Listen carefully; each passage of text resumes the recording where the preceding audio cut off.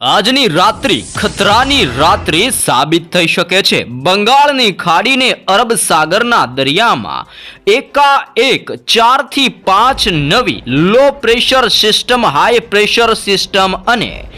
ભયંકર તોફાની પવન સાથે સાયક્લોનિક સિસ્ટમનું ઝુંડ બનતું જોવા મળી રહ્યું છે. તમે લાઈવ જોઈ શકો છો. અત્યારે બંગાળની ખાડીના દરિયાથી અરબ સાગરના દરિયાની અંદર અનેક હાઈ પ્રેશર અને લો પ્રેશર બનતી જોવા મળી રહી છે અને નવી નવી સિસ્ટમો સક્રિય થવાના કારણે અત્યારે બંગાળની ખાડીના દરિયાથી અરબ સાગરના દરિયામાં સતત હલચલ વધતી જોવા મળી રહી છે અને આ નવી હલચલના પગલે ભારતના અનેક રાજ્યોની અંદર તોફાની પવનની સાથે અત્યારે સાયક્લોનિક સિસ્ટમની મજબૂત લાઈનો ખેંચાયેલી જોવા મળી રહી છે, જેને લઈને ગુજરાત ઉપરથી પણ અત્યારે 3 સ્ટ્રફ લાઇન પસાર થતી જોવા મળી રહી છે અને સિસ્ટમની અસર ગુજરાત ઉપર વધતી હોવાના કારણે આજની રાત્રિથી ગુજરાતમાં ઠંડીનો પારો ગગડતો જોવા મળવાનો છે, જેને લઈને ગુજરાતની અંદર ભયંકર ઠંડીની સાથે હવે માવઠાનું મોટું સંકટ ગુજરાત ઉપર ટોળાતું જોવા મળી રહ્યું છે. ફક્ત ગુજરાત નહીં પરંતુ તેના આજુબાજુ અને દક્ષિણ ભારતના રાજ્યોની અંદર પણ તોફાની પવન સાથે ગાજવીજ સાથે ને વીજળીના ચમકારાની સાથે મોટા પલટાવ જોવા મળી શકે છે. તમે લાઈવ અત્યારે દરિયાની અંદર જોઈ શકો છો કે આ વિસ્તારોમાં ચારે દિશાઓમાંથી સતત સિસ્ટમનું જોર વધતું જોવા મળી રહ્યું છે અને સિસ્ટમનું જોર વધવાના કારણે હવે આ લો પ્રેશર અને દરિયામાં બનતી નવી નવી લો પ્રેશર અને હાઈ પ્રેશર ધીમી ગતિએ આગળ વધીને ભારત દેશના દરિયાઈ કાંઠાના વિસ્તારોની અંદર ત્રાટકવા માટે આગળ વધતી જોવા મળી રહી છે, જેને લઈને અત્યારે ભુવનેશ્વરના દરિયાઈ કાંઠાના વિસ્તારો, વિશાખાપટ્ટનમ, નાગપુર, હૈદરાબાદના વિસ્તારોથી બેંગલુરુ, બેંગલવી, મદુરાઈના વિસ્તારોને શ્રીલંકાના વિસ્તારોની સાથે સાથે મુંબઈનો દરિયાઈ કાંઠાનો વિસ્તારને ગુજરાતના દરિયાઈ કિનારાના વિસ્તારોની અંદર મોટા પલટાવ સાથે ઠંડીની અંદર ખૂબ જ પ્રમાણમાં વધારો થતો જોવા મળી રહ્યો છે અને ગુજરાતની અંદર એકાએક મોટા પલટાવ અત્યારે આવતા જોવા મળી રહ્યા છે. આમ મોટા પલટાવ સાથે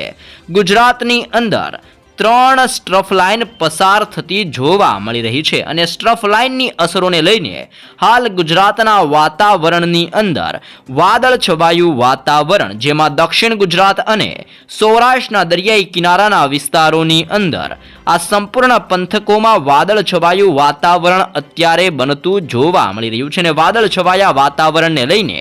આ વિસ્તારોમાં હવે પવનની ગતિવિધિની અંદર પણ મોટા બદલાવ સાથે ઠંડીના પ્રમાણની અંદર વધારો થતો જોવા મળી રહ્યો છે. અરબ સાગરના દરિયામાંથી ફૂંકાતો પવનને પાકિસ્તાનના વિસ્તારોમાંથી આવી રહેલી પવનની ગતિવિધિને લઈને ગુજરાતના વાતાવરણની અંદર ભેજયુક્ત અને ઠંડા પવનનો મારો વધતો જોવા મળી રહ્યો છે અને ગુજરાત ઉપર પવનની ઝડપ અત્યારે 65 કિલોમીટરથી 70 કિલોમીટર પ્રતિ કલાકની ઝડપે સતત તોફાની પવન ફૂંકાતો જોવા મળી રહ્યો છે અને જેને લઈને ગુજરાતની અંદર આજની રાત્રિથી ઠંડીના પ્રમાણની અંદર ભારે વધારા સાથે માવઠાનું સંકટ, જેમાં કમોસમી વરસાદનો ઘેરાવો હવે ગુજરાત ઉપર બનતો જોવા મળી રહ્યો છે. આ વિસ્તારોમાં સિસ્ટમનું દબાણ ધીમી ગતિએ વધતું જોવા મળી રહ્યું છે અને સિસ્ટમની ગતિવિધિને લઈને ગુજરાત રાજ્યની અંદર આવનાર 5 દિવસની અંદર મોટા પલટાવ સાથે તોફાની પવન સાથેને ઠંડીના પ્રમાણની અંદર ભારે વધારા સાથે ગુજરાતમાં કમોસમી વરસાદ, ઝાપટા સ્વરૂપીય વરસાદીય માહોલને માવઠું વરસતું જોવા મળે તેવું પણ પૂર્વાનુમાન દર્શાવવામાં આવી રહ્યું છે. હાલ ગુજરાતના જિલ્લાઓને લઈને સવિસ્તૃત અપડેટ મેળવીએ તો સૌરાષ્ટ્રના દરિયાઈ કિનારાના વિસ્તારોમાં ઠંડીનો પારો રીતસરનો વધતો જોવા મળી રહ્યો છે, જેના કારણે અમુક પંથકોમાં 13 ડિગ્રીથી 20 ડિગ્રી સેલ્સિયસ સુધીની ઠંડી પડતી જોવા મળી રહી છે અને સંપૂર્ણ ગુજરાત હવે ઠંડીની અંદર ઢૂંઢવાતું હોય તેવો માહોલ ગુજરાતમાં બનતો જોવા મળી રહ્યો છે, જેમાં સૌરાષ્ટ્રની અંદર સૌથી વધારે ચોટીલાના વિસ્તારની અંદર 13 ડિગ્રી સેલ્સિયસ સુધીની ઠંડી અત્યારે પડતી જોવા મળી રહી છે. તેની સાથે સાથે મોરબીના વિસ્તાર, સુરેન્દ્રનગર અને રાજકોટના વિસ્તારો અને જસદણના પંથકોની અંદર 14 ડિગ્રી સેલ્સિયસ સુધીનું ટેમ્પરેચર આજની રાત્રિ દરમિયાન જોવા મળી રહ્યું છે. સાથે સાથે ભાવનગર, અલંગ, અમરેલી, રાજકોટ, જામનગરના વિસ્તારોમાં 15 થી 16 ડિગ્રી અને 19 ડિગ્રી સેલ્સિયસ સુધીનું ટેમ્પરેચર અલંગના વિસ્તારોમાં દર્શાવવામાં આવી રહ્યું છે. મહુવાના વિસ્તારની અંદર 18, તો જૂનાગઢની અંદર 15, વેરાવળની અંદર 18, પોરબંદરમાં 17, તો ભાનવડના વિસ્તારની અંદર 15 ડિગ્રી સેલ્સિયસ અને જામનગરના વિસ્તારથી સલાયા અને દેવભૂમિ દ્વારકાના વિસ્તારોમાં સરેરાશ 15, 17 ને 20 ડિગ્રી સેલ્સિયસ સુધીનો ઠંડીનો માહોલ આજની રાત્રિ દરમિયાન સક્રિય બનતો જોવા મળી રહ્યો છે.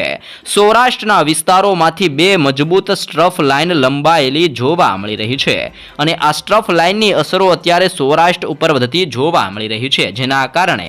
ગુજરાતની અંદર સૌરાષ્ટ્રના દરિયાઈ કિનારાના વિસ્તારોમાં સતત ઠંડા પવનો ફૂંકાતા જોવા મળી રહ્યા છે અને આ લાઈનો ધીમી ગતિએ આગળ વધીને દક્ષિણ ગુજરાતના વિસ્તારોની અંદર પણ ભારે અસરો પહોંચાડતી જોવા મળી રહી છે, જેને લઈને અત્યારે